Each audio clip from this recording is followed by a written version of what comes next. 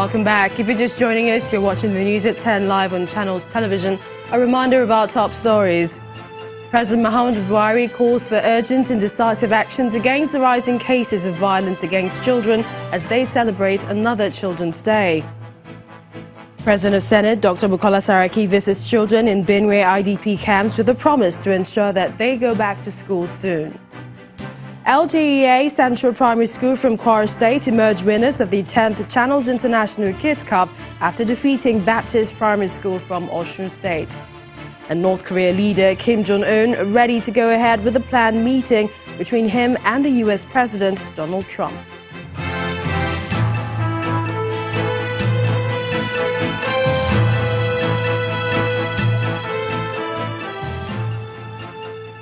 And ChannelsTV.com has more information for you. On youtube.com/channelsweb, you can watch our videos. You can also watch us on your mobile device via your browser or download the Channels TV app for Android, Windows, iOS devices from their respective stores. Besides giving you access to news and updates on the go, the Channels TV and Channels 24 apps have an eyewitness feature you can use to share pictures, videos or news of happenings around you. Just install the app, then tap and swipe to reveal the menu, and please follow the instructions.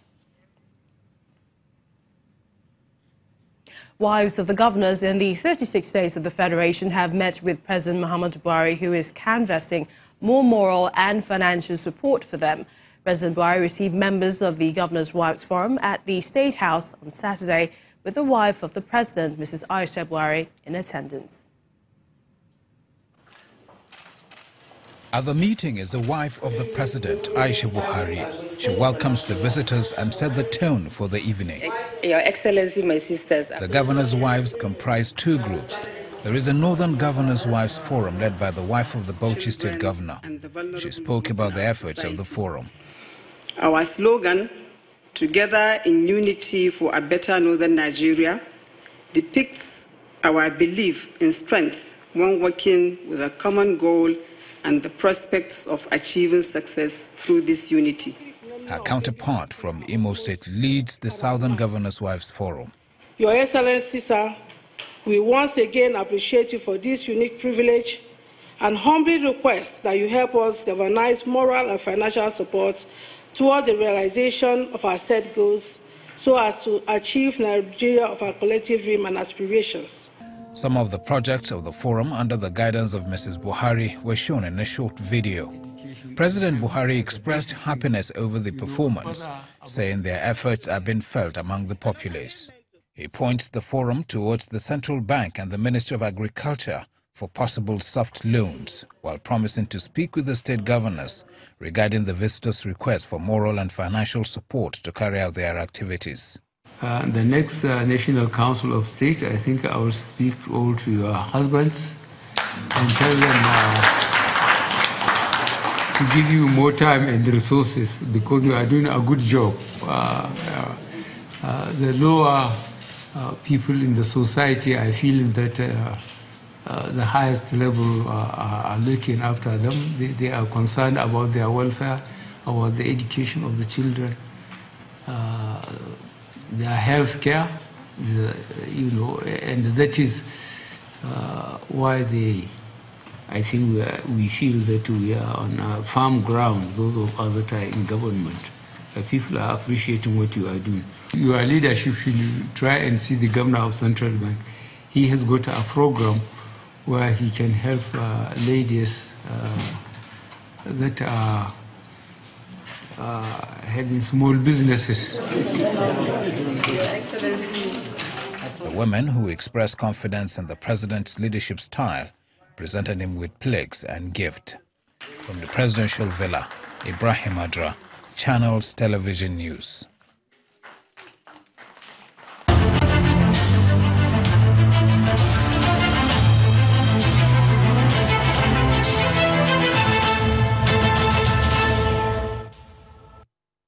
Private sector-driven power sector took a full course in 2013 when former President Dr. Goodluck Jonathan privatized the sector. Consolidating on that platform, the current administration has continued to make investments in a bid to have incremental, uninterrupted and steady supply of electricity. Despite the efforts, the sector has continued to be plagued by lots of challenges. Our energy correspondent, Olu Phillips, tells us more. The hum of generators are a stark reminder of the chronic power shortages that has affected businesses and households for years. The ruling All Progressives Congress pledged in its manifesto to increase supply from 3,600 megawatts to 20,000 megawatts within the first 4 years and 40,000 megawatts within 10 years to meet the demands of Nigerians. The federal government broke up its monopoly on power generation and distribution by privatizing 5 years ago, hoping to attract massive investments. Though significant progress has been made, as seen in various transmission projects that are currently ongoing across the country. Of course, transmission used to be described as the whipping boy in the value chain. That has since shifted to distribution companies, the downstream sector of the chain. And whether or not we want to address the issue, the main problem for why there is lack of liquidity in the entire value chain is simply because the right economic model has not been used in pricing the cost of the product. Within the year under review, the Minister of Power, Works and Housing declared customer eligibility, meaning if you consume more than 2 megawatts, you can buy power directly from the generation company. If a co-disco takes power and is able to dedicate it to those who can pay a slightly higher cost, which our regulators must now begin to accommodate. Because if there is a willing buyer and a willing seller, we must allow the economics to take place. The challenge of metering, as it helps in revenue generation and liquidity in the sector, is an old tune requiring new rhythm in the provision of power, as seen in the back and forth between consumers and distribution companies. The discos say they need more money to carry out the process faster, at an average rate of 54,000 per unit for lower consumers, while the consumers say, give me power and steady power, then I will pay.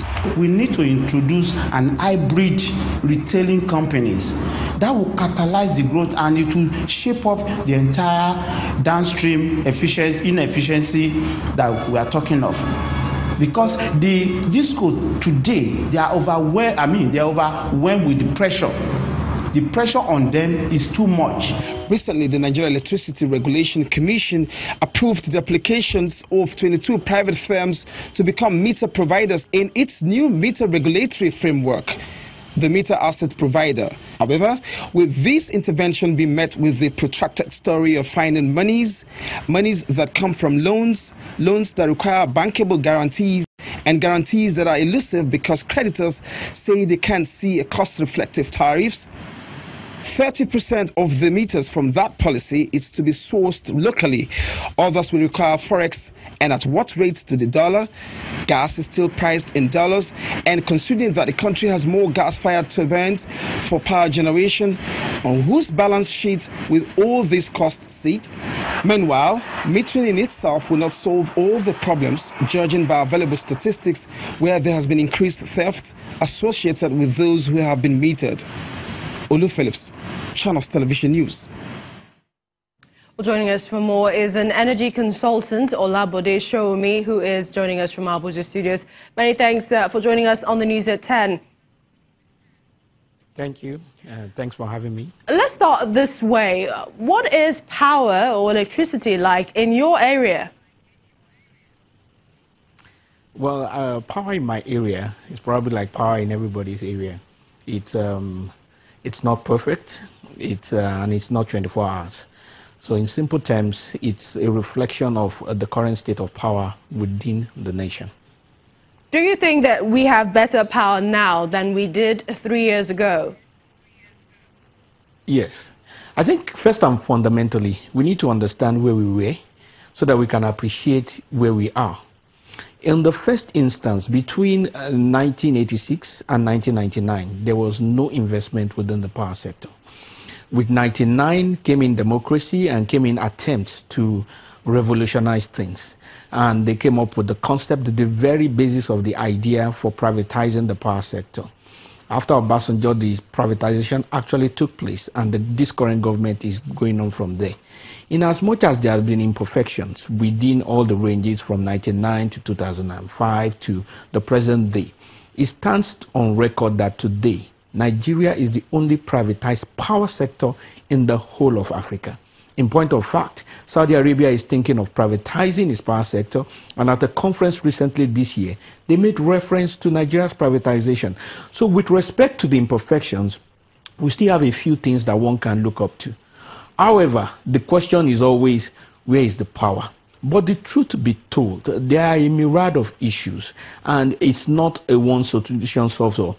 The point is that we are making certain progresses. And that needs to be put in perspective so that we don't just keep knocking ourselves and not appreciating where we have gone, where we are coming from. But Mr. Showemi, what are these issues? I mean, how do we balance or create a synergy in the value chain? Looking at the report that our correspondent earlier, made, the generation, transmission, distribution companies, especially to the point where end users can say we have or we can get 24 hours electricity. Okay, let's look at it this way in terms of how the privatization itself took place. At the point of privatization, the discos or the distribution companies as we know them were not sold to the highest bidder. They were sold to the company that had the best business plan to resolve the imperfections within the industry.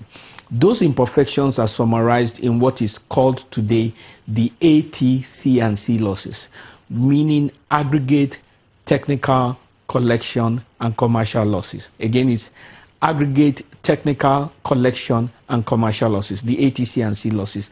That summarizes all the issues in the industry. And with respect to that, there were issues with the commercial aspects, there were issues with collections, that is even the services that has been delivered. There were issues with it, and there, of course, there are issues with the technical aspect with respect to the infrastructure and all of that. Now, it needs to have the whole working together for the system to work. I mean, because of time and because of space, I cannot start going into all the issues with technical losses, with commercial losses, with collection losses, and what needs to be done. But certain few things are important to note. Every part of the sector, from the regulator, which is NERC, to distribution company, which are the DISCOs, to transmission company of Nigeria, to the ministry, they have certain responsibilities to Nigerians. It is incumbent upon Nigerians and important to the ethos of progress that Nigerians hold everybody responsible to their responsibilities. The DISCOs need to be held responsible to the covenant with which they signed the agreement in the first place. Yes, Mr. Showemi. The ministry, who has a responsibility for ensuring level playing field, needs to do their work. The NERC, which is the regulator, which has to ensure there's a fairness in the whole thing, also needs to do their work. It's a technical environment. Nigerians owe it to themselves to know what is happening so that they can ask the right questions, rather than just saying where is power. It's a little more complicated than that. All right, thank you so much. Energy consultant Olabode Showemi, thank you for joining us on the News at 10.